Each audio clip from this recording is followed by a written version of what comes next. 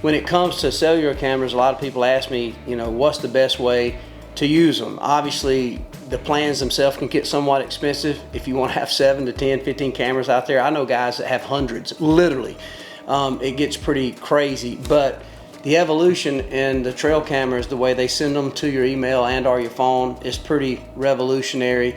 And whether we like it or not, everything evolves, and I think the way we hunt by using trail cameras, that's evolved, and so obviously they've become pretty darn handy. How I use them, however, you know, is just like a lot of people. If you have leases that's hours from your home, these become really handy because you don't have to be there. Once you set them up on food plots, scrapes, you know, if you're using your scent, your attractants, you can obviously have an opportunity to keep it over a scrape. You kind of have an idea of what's going on. You don't have to go to those locations. It sends it right to your phone. Early season, I still use a lot of the card cameras. The core cameras that Bushnell makes, the card, I love those. You can literally put 6 to 7 batteries in it, and it will last you the whole season. So it's amazing. So I love the opportunity to go check my card cameras because here on my place, I live here, so I can take a little run with my son Waylon, and we can go check all the cameras most of the time. Because Georgia's a bait state, I can refresh my bait stations, I can fill my feeders, I can see what's happening in my food plots, that they're pretty conditioned to a little bit of traffic around the farm because we do farm. So the cards work great, and it gives me a little mystery and excitement to sit down and go through it with my boys and see what we got.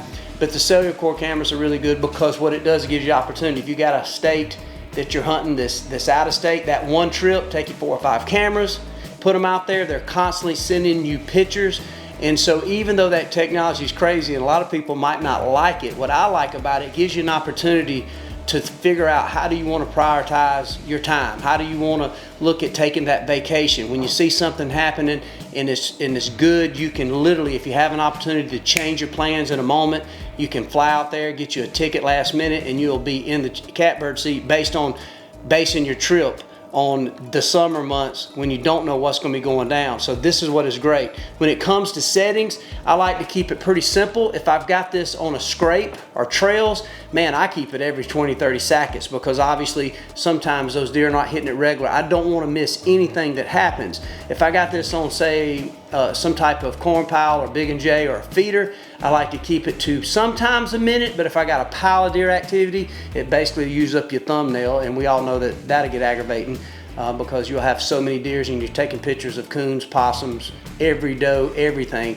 So in those cases, I usually try to set it to 2 minutes, sometimes up to 3 minutes if it's being hit real heavy. In food plots, I like to keep it to about a minute, and I want to make sure I'm getting everything that comes in that field. So the CelluCORE live here that I'm holding, what I really like about that, if you really see something going down and you see a nice buck that maybe you're sitting there watching a football game and you see a picture of a buck sent to your phone, you can hit the live stream and it immediately gives you almost security detail footage of this deer, of him moving around, and you can get a better idea. You know, a lot of times if he's aggression, the way he's approaching, you know, the area, you kind of know if he's dominant. Sometimes you might notice when he leaves, he might leave a certain way. So technology is here, whether we like it or not. In my opinion, Bushnell has led the charge. This new CelluCORE Live is probably the best camera I've seen in a long time. It's very simple, literally just a couple buttons. You turn it on, it connects to AT&T or Verizon, whichever's best in your area. It quickly just downloads these pictures to a very simple app. So whether you're a young guy who understands technology or you're an older guy like my dad, my papa, he's got these on his phone and he sat there and he can look at it. He even knows how to download a high-res photo and even how to stream it. So cellular cameras and trail cameras have changed the way we hunt, whether you're a big game hunter, you know, or whether you're just using them for surveillance. And like I say, you don't have to use them, but I promise you somebody close to you is, and so it helps you get the edge. And what I like about it most, if there's one tip I give somebody, man, I got a young kid, I love to spend time with him. I got a wife, I got chores around this house, and so it gives me an opportunity when I know things are good and know things are hot and I got a target buck that's starting to hit it during the day, I know when to prioritize my hunt time versus a low percentage chance if I didn't know. Because you might know deer is there, but you can prioritize your hunt time and get more strategic, and I think that's smart. So sometimes hunting smart versus hard, it works out, especially when you got a family and chores like so many of us do, and we're prioritizing our time because there's so many things pulling at us in life. So anyway, check out the whole Bushnell trail cameras. they've never disappointed me, man, and I love this new CelluCORE Live.